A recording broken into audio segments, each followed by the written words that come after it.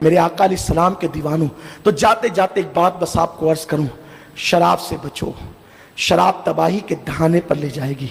اور زندگی میں اگر کوئی شباب کی طرف آپ کو دعوت دے، کالج اور یونیورسٹیوں میں لڑکے اور لڑکیاں چھوڑی جا رہی ہے تاکہ وہ تمہیں پڑھنے والے بچوں کو شراب کا عادی بنا دے، نشے کا، اور لڑکیاں اپنے دام تزویر میں، اپنے دام فریب میں گرفتار کر کے تمہارے ذہن کو پڑھائی سے ہٹا سکے۔ اسی لیے اسلام نے کہا، آقا نے فرمایا کہ اگر کوئی حسینہ تمہیں گناہ کی دعوت دے تو اس وقت جو یہ کہے کہ میں اللہ سے ڈرتا ہوں اور وہ گناہ نہ کرے، آقا فرماتے ہیں ایسا جوان قیامت کے دن عرش کے سائے میں رکھا جائے گا۔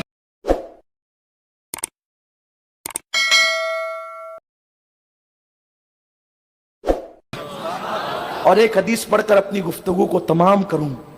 یاد رکھیں، جب بھی تنہائی میں ایسا موقع آئے کہ دل گناہ کرنا چاہے یا کوئی گناہ کی دعوت دے تو یہ سوچ کر کے اللہ دیکھ رہا ہے، بس گناہ چھوڑ دے۔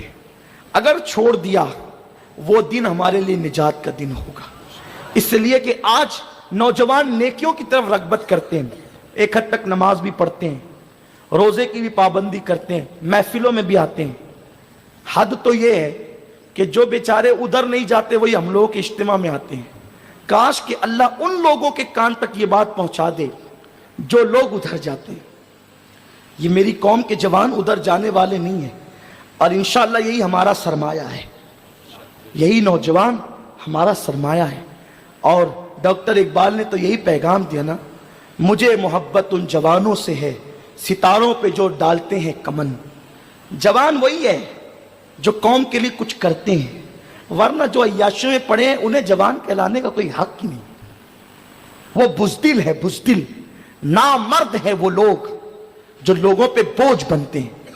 یہ میرے جذبات کی وجہ سے میں مغلظات نہیں بک رہا ہوں، یہ میں حدیث پاک کی روشنی میں کہہ رہا ہوں۔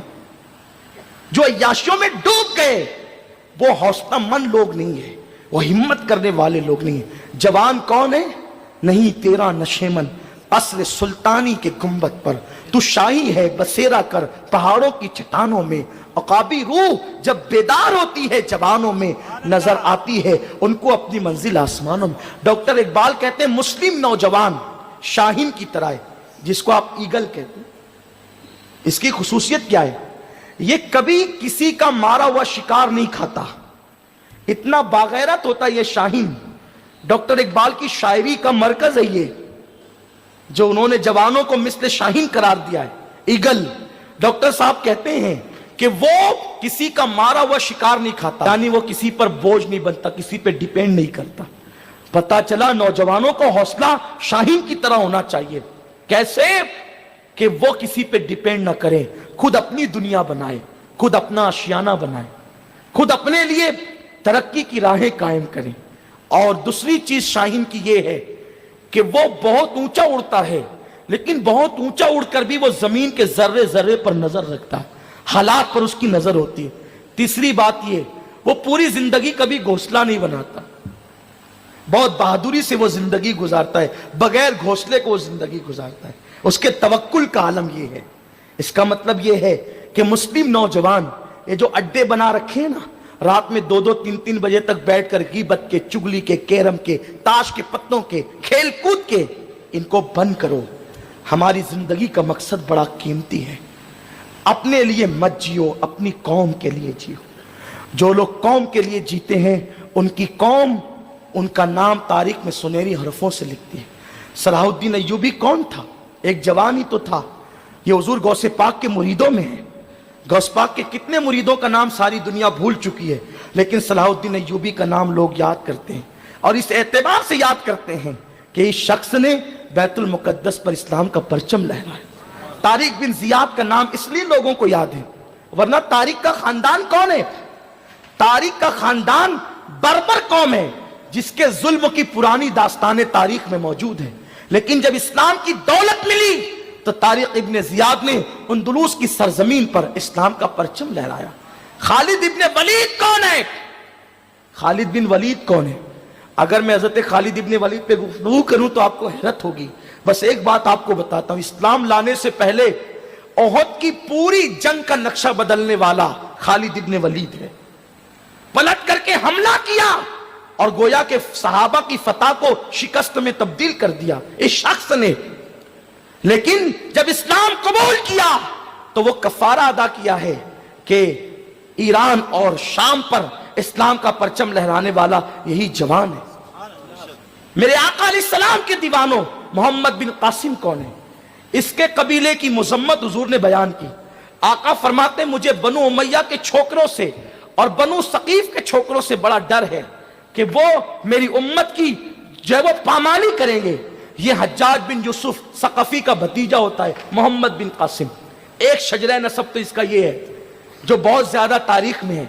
लेकिन अगर ये मान लिया जाए तो भी ऐसे खानदान का लड़का सिंध पर इस्लाम का परचम लहराता है।